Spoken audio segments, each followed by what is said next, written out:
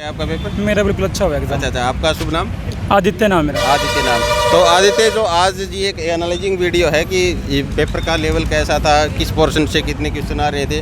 तो जैसे बात करें तो सबसे ज़्यादा वेटेज जो है वो सीडीपी का ही होता है। CDP 60 तो सीडीपी में जो क्वेश्चन जो पहले जैसे एक्सपेक्टेड क्वेश्चन थे वही आ रहे थे या कुछ अलग लेवल के क्वेश्चन थे?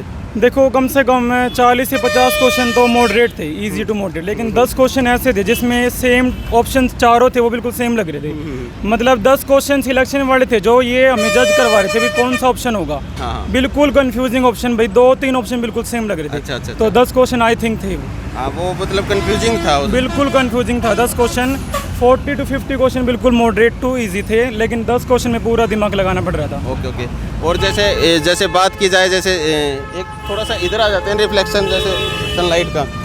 जैसे बात करें सीडीपी के बाद में मैथ पे बात करें तो मैथ का जो पोर्शन था वो उसमें से जो ज्योमेट्री और नंबर सिस्टम से कितने क्वेश्चन थे और बाकी पोर्शन से कितने बंद? देखो, मैथ है ना, मैथ हमने तैयारी की थी थोड़े हाई लेवल की, क्योंकि केवीएस का एग्ज़ाम था। हाँ। लेकिन जो एग्ज़ाम जिस टाइम मैथ का पोर्शन हमने देखा, बिल्कुल जो ईवीएस जो वो सीटेट लेवल का मैथ था बिल्कुल। अच्छा। ज्योमेट्री से 1-2 क्वेश्चन कोई मुश्किल नहीं था, मतलब रीजनिंग टाइप मैथ था। ट्रायंगल के पूछे हुए थे, कितने ट्रायंगल हैं, फिगर नंबर ऑफ फिगर कितनी है, अच्छा। नंबर ऑफ एंगल कितने हैं। अच्छा। वो सरकमफेरेंस दे के वो वन साइड पूछ रखी थी, बिल्कुल easy basic math, basic to basic math था। अच्छा। जैसे उसमें इंटीरियर एंगल पूछ रखा हो ज्योमेट्री में, ऐसा कुछ? नहीं, इंटीरियर तो नहीं था, लेकिन वो पूरा सरकमफेरेंस देखिए। अच्छा। एक फील्ड का, और उसके वन साइड पूछ रखी थी। अच्छा, सरकमफेरेंस देके और एक साइड पूछ रखी थी। एक साइड पूछ रखी थी।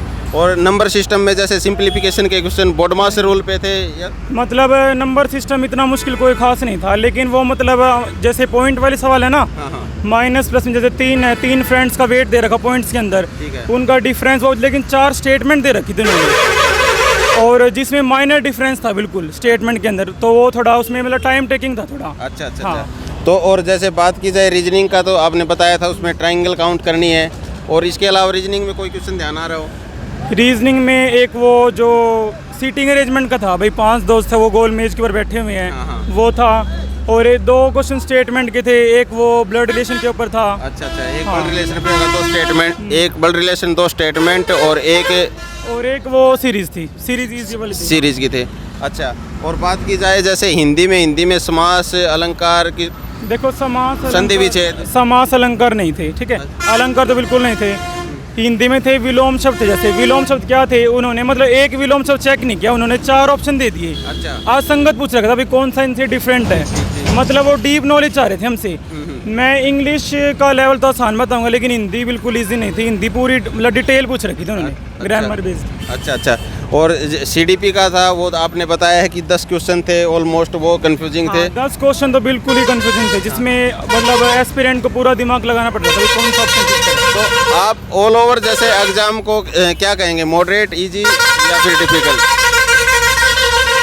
देखो, डिफिकल्ट तो बिल्कुल भी नहीं था एग्जाम। ओके। हम मॉडरेट कहेंगे, इसको मॉडरेट कहेंगे। मैं डिफिकल्ट तो बिल्कुल नहीं कहूँगा, इजी बिल्कुल नहीं कहूँगा। और इजी टू मॉडरेट था मतलब जो लेवल था। आपने कितने अटेम्प्ट किए? मैंने 180 किए। चलो, ऑल 180 किए हैं। आपके जो करेक्ट है वो मार्क कितने लग रहे हैं कि जैसे मेरे को क्राइटेरिया यही है, मेरे 140 से 145 के बीच मेरे करेक्ट है। हाँ, चलो, बहुत बढ़िया स्कोर बनता है। तो all the best for your future.